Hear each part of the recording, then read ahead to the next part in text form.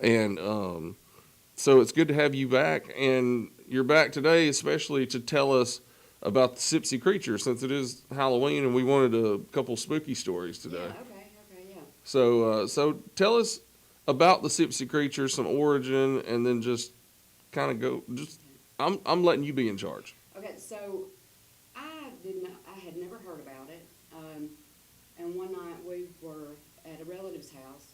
His daughter had graduated high school, and we started talking about strange things. And I told him about a neighbor that had moved in that was new to the area, and the man had sheep, and the sheep got out of his pen and got on our property, and I called him and I said, "Hey, your sheep are over here." So he, a cousin of mine, and I got together and we went and looked for his sheep and stuff. And on the way down, he just started asking me some questions, and he said, "Do you ever hear weird things at night around here?" And I said, "Well, like, what do you mean?" Because, there's all kinds of tales. Right. Anything could be considered weird, too. Yes. And he said, "Well, I don't know." He said, "But I've lived around the woods my whole life, but I've heard things here that I've never heard anywhere else." And at this point on our journey, we're down close to the river, and we've got his sheep, and we're walking back. And he says, I said, "Well, what have you heard?" And he said, "Well, let's wait till we get back on top of the hill." And so we get to the top of the hill, and and I'm going to make the sound, which is slightly embarrassing. Okay. All right. But he said, "I've been hearing something. It comes up to the edge of the woods, and it goes, ah, like that." And I said, "No, I've never heard that at night." And so while I'm telling this, my cousin, he is an older cousin of mine, he starts shaking and like acting very, very peculiar. And he said, "Oh, I know what he's heard." And I said, "Well, what is it?" And he said, I can't talk about it." Oh, goodness. And so his wife was like, "Well, it's been a long time since you told the story. Maybe you should tell it." And he lives in Jasper. And she said, "Martha still lives over there, and she probably needs to know about it anyway." Yeah. And so he starts talking about it, and his first sighting was, I'm going to say 1969. He was coming home one night down a really curvy road, and to get to where he was going, he was living with another cousin. He had to go down, like on close to the river bottom, and then back up on top of another hill. And this particular road is really curvy, and there's one little straightaway in it. And it was October, and it was hot and dry. And he had his car it was a '67 Chevelle, so it had a big engine, but he had his windows rolled down. And he said he started hearing this noise up on top of this bluff. And it was, he said he could tell it was like something large, and he said there was something like it was like he could see two what he thought was men pushing each other back and forth. And he said he thought, "Man, those are some big jokers up there." And one of them pushed the other one, and it flipped backwards. Now the fall would have killed a human, but it flipped backwards, kind of like a somersault, and it lands on all fours in front of his car. Wow. And so he is stopped, and it's large. And at first he said, at first I thought, "Well, is that a bear?" And then he thought, "No, it's a cat maybe." And instead of like getting like caught in the headlights like an animal normally would, it looks above the headlights and makes eye contact with him, which he found disturbing. And Yeah. it stood up, threw its head back like it was laughing at him, and then from the middle of the road it jumped off the road, which went to like a sheer drop-off. And so he gets home to where he's staying with one of our cousins, and he comes in and he makes a lot of noise. He's real nervous. He said he sat down at the kitchen table and he was shaking so bad. And as he's telling me the story, he is like shaking. And what are you thinking as he's telling you the story? I'm getting very disturbed because he is like, he's a man's man. Right. And you can tell he's shaking up. He's shaking up, and I'll tell you, when I left his house that night, I was disturbed. Yeah. But he's just somebody that in my life you could always just like depend on him. Now, how long had it been from the time he had that experience until he told you? This the is in the story? 90s. Oh, okay. All So right. even though he had told me all kinds of craziness before that, Right. you know, Right. this one he had held on to. Right. But he gets back to the house, and the relative there, when he came in, he said, "Why are you? You know, you're making too much noise. You're gonna wake everybody up." And he said, "What's wrong with you?" And he said, "I saw something." And he said, "What did you see?" And he said, "I don't know. I don't know what it was." And this was a very, very old man, and he said, "Where were you?" And he told him exactly where he was, and he said, "Oh, I know what you saw. You saw the creature." Oh, goodness. And then this guy relates the story going back to the 40s. Yeah, like that. Yeah. And so it goes pretty far back. And there's like a Muskogee Creek tale of something that's like really similar to it. Yeah. So yeah. Now, what describe the look of it? Well, years later, And I just posted a picture on and that's on WJLX. okay. Yeah, that's by my daughter Hannah Lewis. It's like a sticker she made of it. But a woman years later that was a student of mine described it as very feline, but with elements of a bear and standing straight up and like walking, Right. but then also like on all fours. Yeah. Yeah, And bigger than a human body. bigger than a human, and I can tell hers if you Yeah. want me to. Yeah. So this was an older woman. I was teaching part-time at Wallace State, and she was older, like non-traditional age, you know, Right. very serious, waits to the very end of the semester and comes in and asks me, because I always tell it, because ever since that night at my cousin's house, I am compelled Right. about twice a year to tell it. And she said, "What do you think about the creature thing?" And I said, "I believe he saw it, but I'd have to see it myself because I'm trying to be, you know." Right. And I said, "Well, what do you think?" And she said, "Oh, I've seen it." And so she closed up a restaurant at night. She worked in Coleman, but she lived in Blount County. Yeah. And one of the things about the creature, it's always really close to water. Yeah. Okay. And on her way home, she had to cross over a bridge that was really bad shape, but over the Mulberry Fork. And since she was like the night person, she had like a pistol she carried with her because she did the night deposit, which was sitting there. So she has to go really slow on this bridge because her car will bottom out. She's got, you know, a low car. And so when she's coming around the curve, it's October, it's hot and dry, and she's got the windows rolled down, and she sees this female figure standing looking over into the water. Yeah. And it's making this, she said, this god-awful sound that was like mournful, like she thought, like when she heard it, she thought something really terrible's happened. And in fact, she thought someone had gone off the bridge into the water and this woman needed help. So she decided she's going to pull in front of her and get out and help. So as she goes by her, she said, it just, you know, it was very large. And she said, "Man, that's a big old gal." Yeah. Like tall, big gal. And so she pulls in front of it, gets her foot out, looks back behind her. And she said the first thing she thought is, "That's not real." And she said the next thing she thought is, "If it gets to me, it'll tear me to pieces." Right. And it starts smiling at her. And she said it begins to walk towards her like really graceful like. And the closer it gets, the bigger its smile gets. Yeah.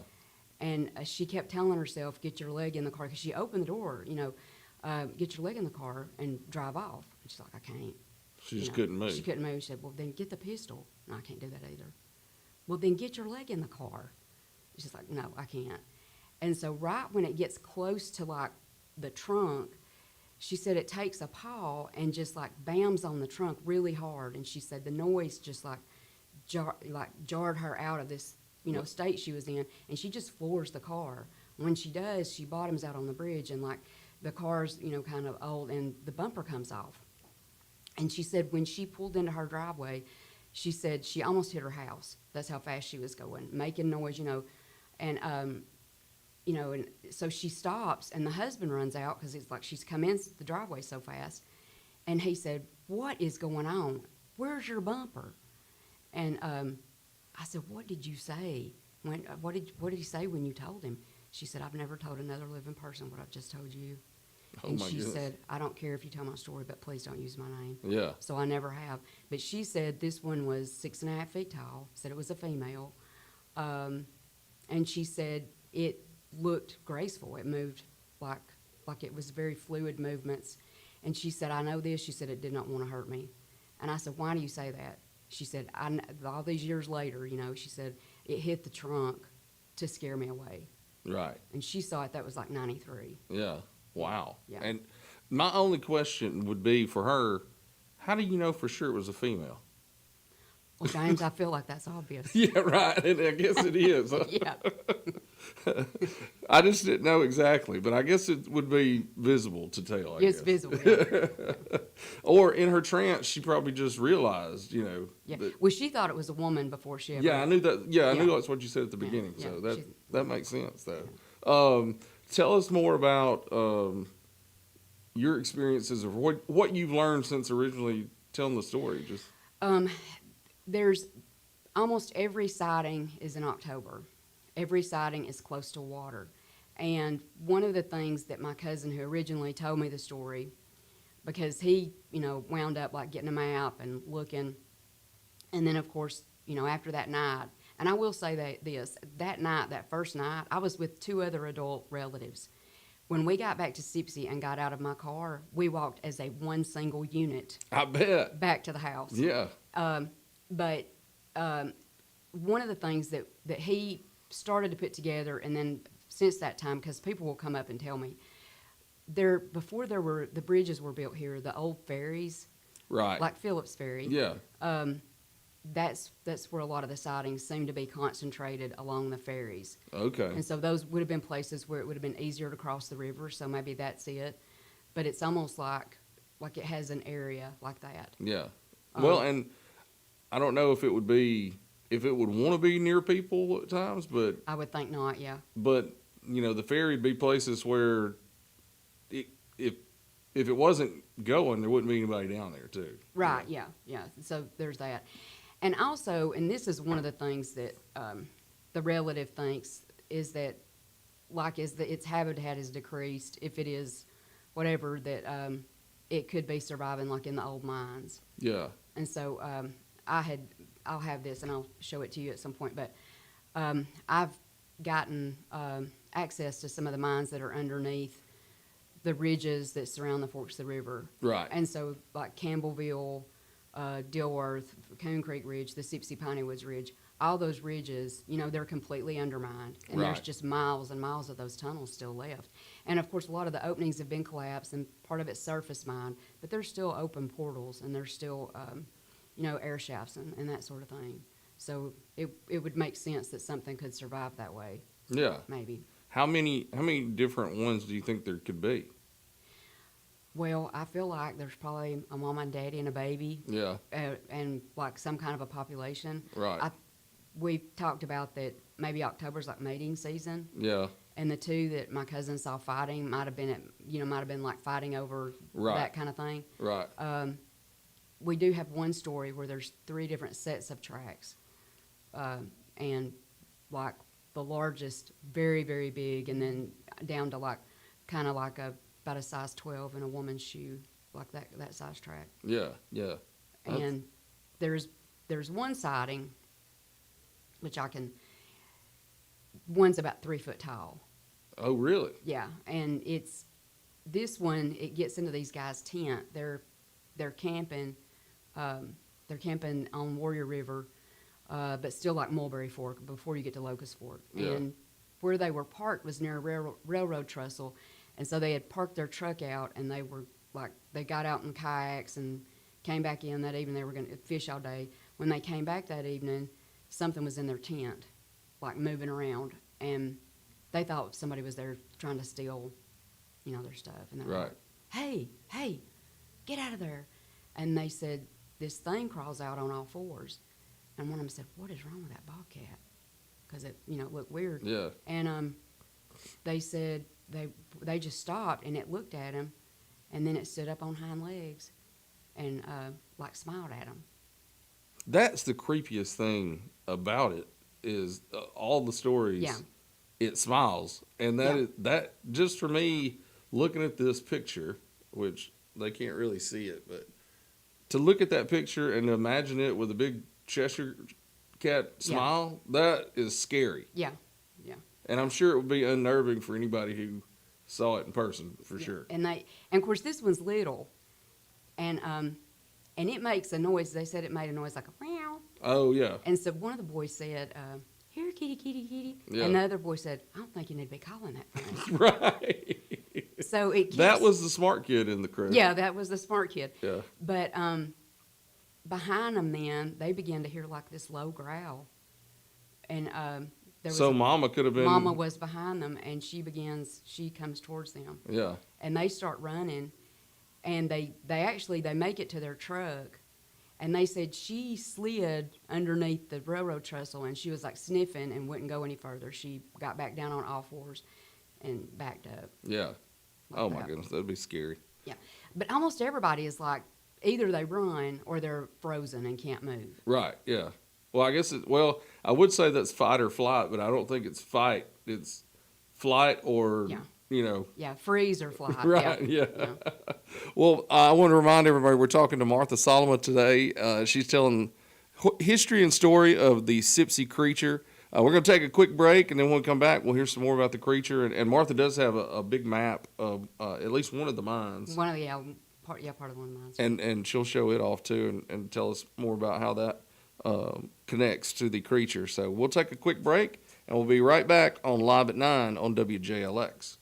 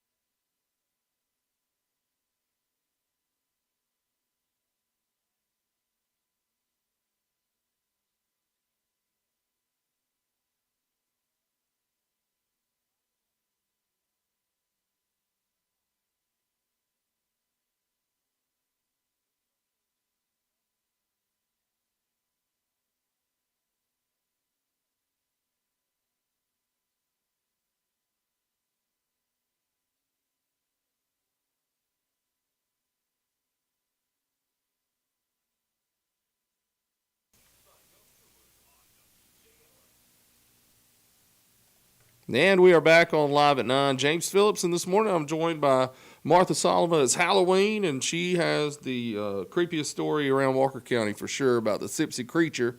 And just wanted to let everybody hear that. I think I did a story on you and the creature years ago. It's been several years ago now. Now, during the break, if you were watching during the break, I'd left it on, and you could see us putting the the map out. Martha, tell them more about the underground mines and how the creature could have survived in these. Okay, so this is just one ridge.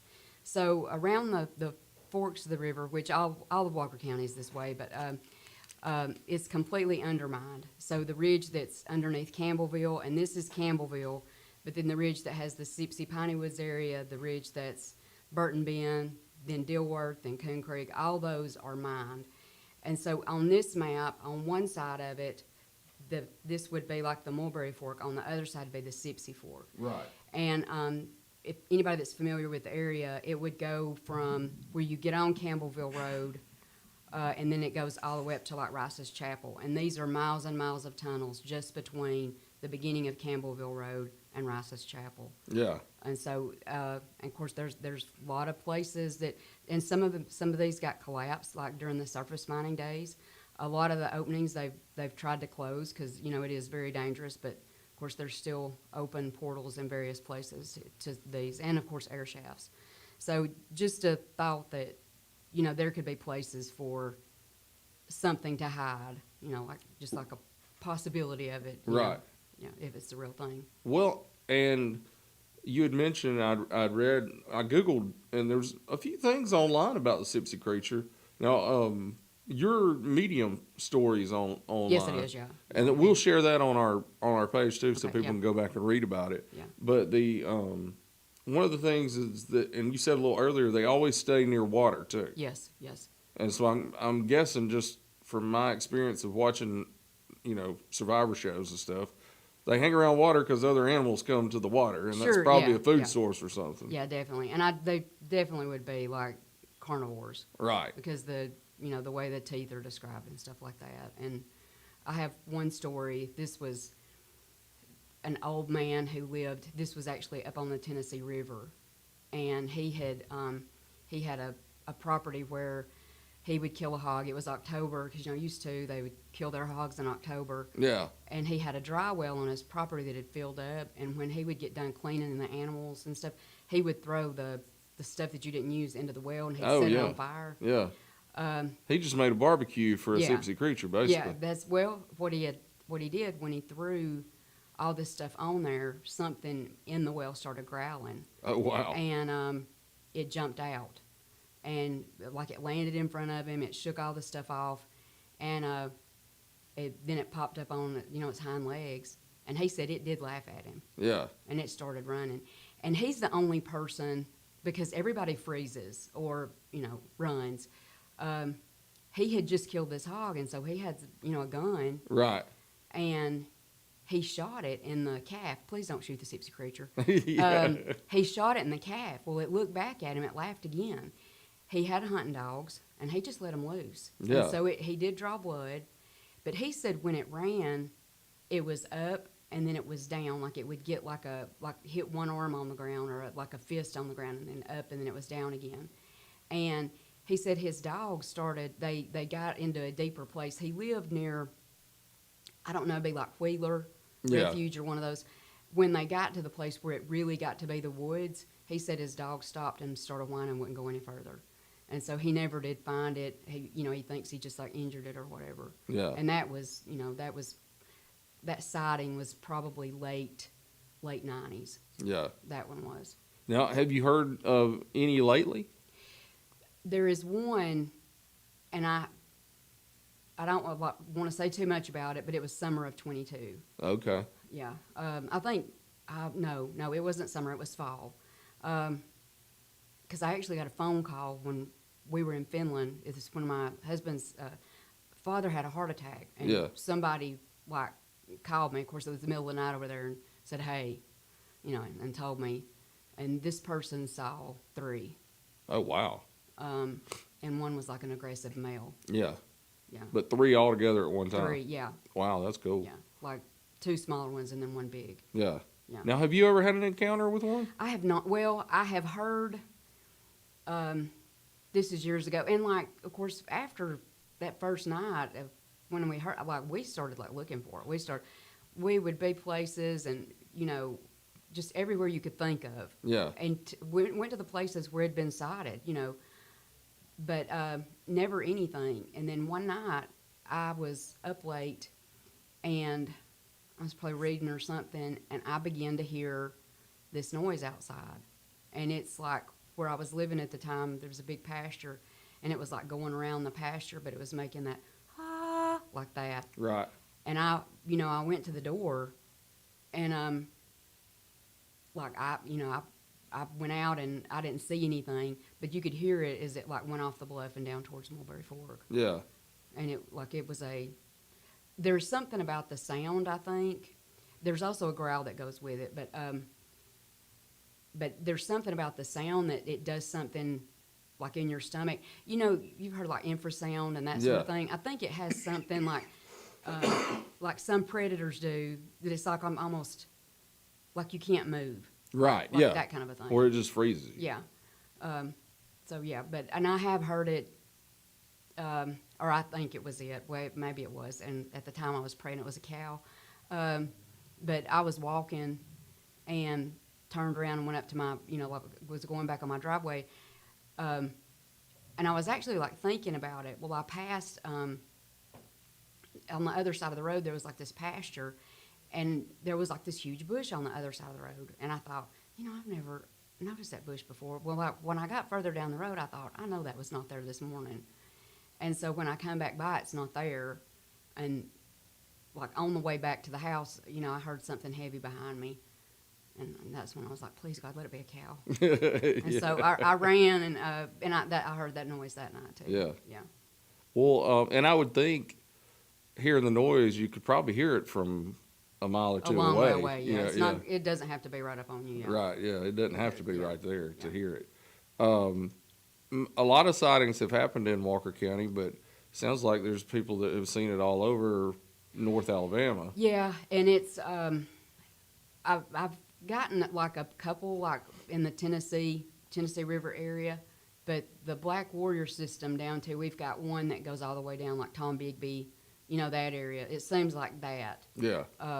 Like that's kind of the range for it or whatever. Yeah. What about the I read there's other like skunk apes, or there's a white thing that's in North Alabama. Do you think they're all kind of related? Do you think it could be the same thing? I don't know, because the skunk ape is supposed to be like a, like Little Man Bigfoot, right? Right. Like that. The white thing, there are people in Coleman County that called the creature the white thing because the one that they saw was a lighter color. Right. And of course the color varies. So I don't know if it would be the same thing or not. There is a smell that goes with it. I know that. Yeah. And, and that's kind of typical of the skunk ape. Yeah. Hence the name. Yeah. So I don't know, and I don't know how I feel about it. Right. And do you think if all these sightings of different types of animals like that, you think it is basically a Sasquatch, similar to a Sasquatch, or? It's got the face of a cat. Right. Which somehow is more disturbing. Yeah, I think it is. It really is. I don't know. Hey, it might be a hybrid between a big cat and a Sasquatch. When I tell the story, and I tell a watered-down version to the fourth graders, somebody says, like, what is it? Could it be a hybrid? Yeah. And I don't know. I don't know how things like that work. Yeah. But here's the thing about it. Like, people that tell you, like, there are people that, like, maybe claim to have seen it that they'll tell you, and it's like, I don't believe you. But when they tell you about it and the way that they act and the mannerisms that they have, Yeah. Like, everybody's not lying. Right. Like, and I don't know, maybe it's like dark at night, maybe you're disposition to see something, Right. like in that kind of a situation, but everybody's not lying. And when I was on my first, like I'm obsessed with it and I'm traumatizing my nephews with it, during all that, I sat down with my dad and I was like, okay, listen, this is what this relative is saying. What do you think? And he was like, I've known 5 reliable people that have seen it. Yeah. And had never mentioned it to me before, asking that. So, yeah. Well, and I mean, I grew up in Empire, and my brother and I were always out in the woods playing and things like that. And we've seen huge cats. We saw a cat that I could have swore was the Sipsy Wampus cat. It was so big. Yeah. but then we've also heard noises that sound more like how you describe the creature, and we'd always joked around and called him the Stacks Bottom skunk ape. Yeah. And other people have said they've seen or heard Yeah. those kind of things. So it just And around Stacks Bottoms, I don't think it's very far from there at all where that's one of the ferry crossings. right, yeah, Yeah. it's pretty close to there. Yeah. And but people have talked about that for years and years because me and my brother would describe what we had heard and seen, and Oh, yeah. you know, And I want to say that one of the more like scary stories is real close to that on that. It's not on the Empire side of the river. It's on the Sipsey side of the river, but it's still. There were these two men, and they were really bad to get off drinking. right, And this is roughly maybe 1990. This is during Prohibition. yeah, And so you would hide, and there was 2 or 3 places. And so these, their wives got to missing them, and they went to some of the other men in the community and said, hey, I know they're bad to get off drinking, but, this one was in a tornado as a kid, and it stormed last night, he would have come home. And this is the only time that there's any kind of, this kind of thing associated with it. But they go to one of this, up underneath this bridge thing where people would go and drink and hide, and they find the men. And that's where there's tracks of different goodness. sizes. Yeah, and the men are dead. yeah. Yeah. I know about those Prohibition days, even though I went around. Everybody jokes around that the Phillips side of my family were bootleggers. Yeah. Yeah. Well, you had to survive. Right. Tell me a little bit more about your personal thoughts. Do you think the creature's real? Do you? I've gone back and forth over the years. Part of my mind is really rational and thinks, well, we would have seen it. But then, when was it? Not very long ago, some kind of sea creature that they thought had been extinct, and then they find it. Or, new species all the time, especially in Alabama, because we're so, all this water stuff, we're really biologically diverse. So I've gone back and forth with it. I do think if it's a thing, I think it is highly intelligent and knows that it has to avoid people. Right. Yeah. And I think if it's something that intelligent, when there gets to be more people, would adapt and try to hide itself so that it wouldn't be discovered. Yeah. Well, I know I'm going to sound crazy, but I just feel like if there's that much smoke, there's fire somewhere. Yeah. And I feel that way about the Sipsey creature, aliens. If there's Right. maybe there is something to it. You just Right. never know. Yeah. We could be in a whole other dimension. I don't know. That's how far down the wormhole I'd probably go. Right. But, it's such a cool story, and you being able to share it, I think it's cool. Just different storytelling that you do with kids in the county schools and things like that. Yeah. We didn't mention you were a retired teacher, by the way. Yeah. Yeah. She's not just a random crazy person that believes in Bigfoot. Thank you. Right? Yeah, I am a retired teacher. Yeah, and but I do go around to the 4th grade and tell stories. Yeah. Now, does the storytelling stuff, does that go back in your family? Are you in a long line of storytellers? I'm from a long line of storytellers. Because I know your nephew pretty well, Yes. Jared, and he's a storyteller too. Yes, he is. Yeah. But I feel like you tell the true stories, and he's the one that tells the I will say, made up stories. He sometimes. might disagree with you on that. But Right. It is a thing. Yeah. And pretty much any time all of us get together, there's gonna, there'll be some really strange stories. Yeah. Especially when, the last of us there and we're still talking late at Oh, night. yeah, I bet. Then Yeah. late at night, that's when the real stories come out. Yes. Now, was it last year that you did a thing where you let people come and do a storytelling at night, wasn't it? Yeah, I've done, sometimes we'll do a teacher storytelling night, and it'll be we've got a cabin on Mulberry Fork, and teachers will come down there and Yeah. that kind of thing. And but I've done that at different times. Yeah, because I was thinking that y'all did one last year around Halloween time. I told the story at a cave up Yeah, in that was Smith it. Lake Yeah. last year. Yeah. Because I was hoping to go to it, but it was on the same Saturday that we had something going on and couldn't make Yeah. it. But seemed like being outdoors and at that cave would be the spookiest stuff. you know? Yes, yeah. It was, and I didn't just tell Sipsy Creature. I told some of my other things too. So Right. Now, do you think the creature, I was reading somewhere that they said that it could go back as far as, Native American tribes and things yeah, like that. the Muskogees have something that's kind of a very similar thing, and the Cherokee had a thing that was kind of similar too. Yeah. And way far back, there's this thing in like their religions that's like the underwater panther. Yeah. That's some kind of, and that goes way far back, and it's like a motif that's on some of the pottery and stuff. Oh, okay. So yeah, there could be something. And then our family has a story about, and it's the Panther Man. Yeah. It's a young Creek man who puts on a panther skin and Right. like is able to transform. And Wow. yeah, and if you get off the path, he's going to find you in the woods, like Yeah. that kind of thing. Yeah. Yeah. Now, anything else about the creature you want to tell us? We're getting No. close to time. Yeah, that's about it. Just don't shoot him.